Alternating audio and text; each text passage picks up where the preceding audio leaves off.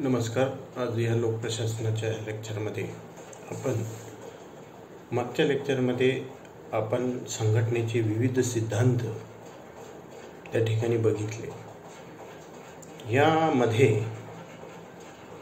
काही महत्त्वाचे सिद्धांत आपण आज या ठिकाणी बघणार आहोत. हे सिद्धांत म्हणजे ती संघटना उभारणे, संघटना कार्यरत ठेवणे, संघटनेला सचेतन ठेवण्यासाठी खूप महत्त्वाचे असे आहेत. आपण बघितलं की या सिद्धांतावर मोठ्या प्रमाणात अनेक वेळा टीकाही होत झालेली आहे. असे असले तरीसुद्धा या संघटनेतील या सिद्धांतांचे महत्त्व जे आहे हे कधी कमी होत नाही. त्या सिद्धांतामधला पहिला सिद्धांत म्हणजे हा अधिकार पद परंपरा किंवा त्याला आपण पदसोपान आणि इंग्रजीमध्ये आपण त्याला हायरार्की असेही म्हणतो. याबाबत व्हाईट, एल.डी. व्हाईट यांनी म्हटले आहे की संघटना ही मानवी बाजूसुद्धा संघटनेची आहे असे असले किंवा संघटनेचा मुख्य सिद्धांत हा अधिकार पद परंपरा किंवा ह्या पदसोपान याशिवाय संघटनेची कल्पनाच आपल्याला करता येत नाही. पदसोपानचा शाब्दिक अर्थ जर आपण या ठिकाणी बघितला तर तो म्हणजे वरिष्ठाचे कनिष्ठावर नियंत्रण, तसेच मुनी व रिले या पद्धतीला क्रमिक प्रक्रिया असेही म्हणतात. पदसोपानचा अर्थ असा आहे की संघटन ज्यामध्ये क्रमाने पद हे एखाद्या शिडीप्रमाणे त्या ठिकाणी संयोजित करण्यात येतात. संघटित केलेल्या ह्या रचनेला त्या संघटनेचे पदसोपान असे आपण म्हणतो. संघटना तयार केली असता ज्याप्रमाणे शिडीला प्रत्येक पायरीनंतर दुसरी पायरी असते,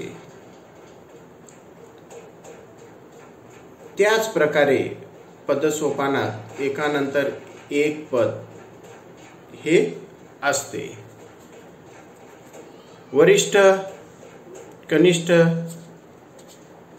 या पद्धतीनं हे सर्व पदे जी आहे ही त्या ठिकाणी संयोजित करण्यात आलेली असतात.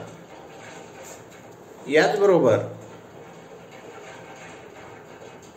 या क्रमवारीमध्ये प्रत्येक कनिष्ठ हा आपल्या वरिष्ठाला जबाबदार असतो. त्याचप्रमाणे या प्रकारामध्ये अधिकार हे वरून खाली हे कमी कमी होत आलेले आपल्याला दिसून येतात. त्याचप्रमाणे जबाबदाऱ्या ह्या खालून वर वाढत गेलेल्या आपल्याला दिसून येतात.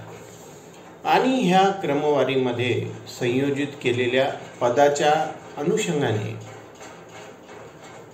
त्या पदाच्या अनुषंगाने प्रत्येक कर्मचारी याला त्या ठिकाणी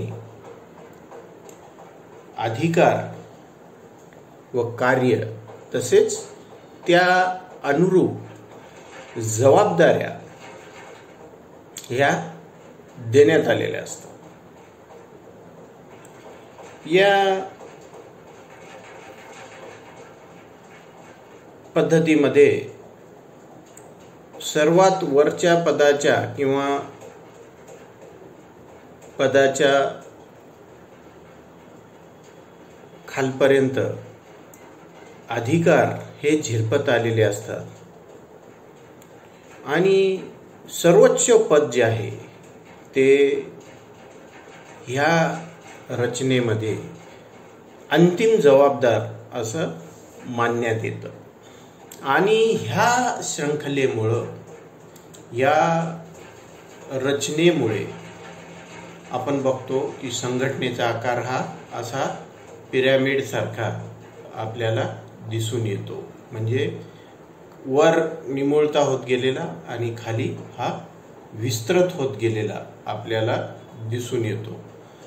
प्रत्येक संघटना ज्यामध्ये जिथे पदसोपानामुळे ती अशी पिरॅमिड सारखी आकाराची आपल्याला त्या ठिकाणी दिसून येते। या पदसोपानाच्या काही व्याख्या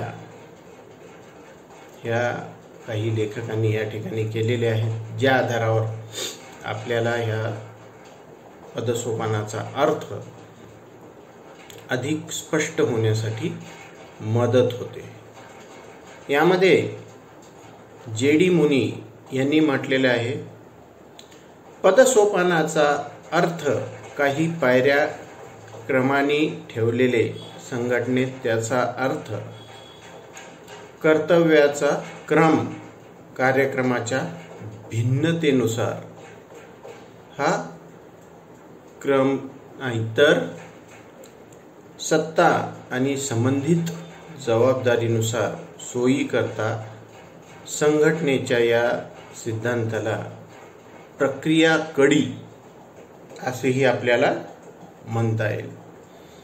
तर एल.डी. व्हाइट यांच्या मते पदसोपान म्हणजे सर्वत्र प्रयोगात आणले जाणारे हे तत्व आहे की ज्यामुळे संघटनेत शिखरापासून ते तळापर्यंत जबाबदारीच्या स्तरानुसार श्रेष्ठ कनिष्ठ यांचे संबंध निश्चित करण्यात आलेले असतात। एक संघटना जी पिरॅमिड स्वरूपाची आहे आपण बघतो, त्याच्या विविध पातळ्यांवर संघटनेच्या सामूहिक उद्देशाच्या अनुषंगाने विविध स्वरूपाची कार्ये ही विभाजित केलेली असतात, विविध स्वरूपाच्या जबाबदाऱ्या ह्या विभाजित केलेल्या असतात आणि ह्या कार्य आणि जबाबदारीच्या अनुषंगाने त्या ठिकाणी पदनिर्मिती ही वरपासून खालपर्यंत उतरत्या क्रमाने तयार करण्यात आलेली असते आणि त्यामुळं प्रत्येक पदाचा आपला एक स्तर त्या ठिकाणी निश्चित करण्यात आलेला असतो।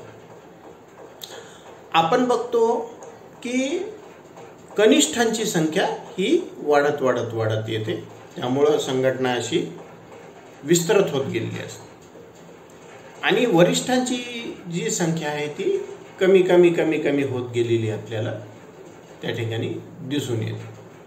त्यामुळं संघटनेचा आकार हा पिरॅमिड स्वरूपाचा दिसून येतो। प्रत्येक वरिष्ठ ह्याच्या नियंत्रणामध्ये कनिष्ठ आपली कार्य करीत असतात। प्रत्येक पातळीवर संयोजित करण्यात आलेली पदे, त्यांना दिलेली कार्य,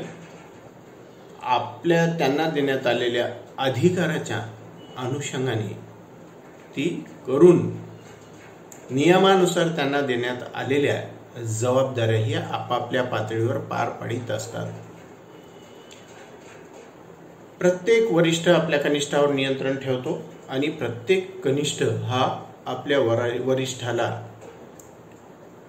जबाबदार राहून वेळोवेळी आपल्या कार्याचा अहवाल हा सादर करीत असतो आणि त्याच्या कार्याच्या अनुषंगाने वेळोवेळी वरिष्ठ कनिष्ठांना हे त्या ठिकाणी निर्देश हे देत असतात। या संघटनेच्या तत्वाला किंवा सिद्धांताला आपण या ठिकाणी पदसोपान असं म्हणतो।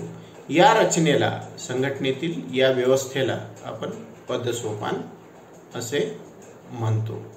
या अधिकारपद परंपरेशिवाय संघटनेमध्ये समन्वय राहणे अथवा प्रत्येक कार्य संघटनेचं व्यवस्थितरित्या पार पाडणे ही बाब शक्य नाही. आणि त्यामुळंच LD व्हाईट हे योग्यच म्हणतात की या अधिकारपद परंपरेशिवाय आपण ह्या संघटनेची कल्पनाच करू शकत नाही. या अधिकारपद परंपरेशिवाय कोणत्याही स्वरूपाची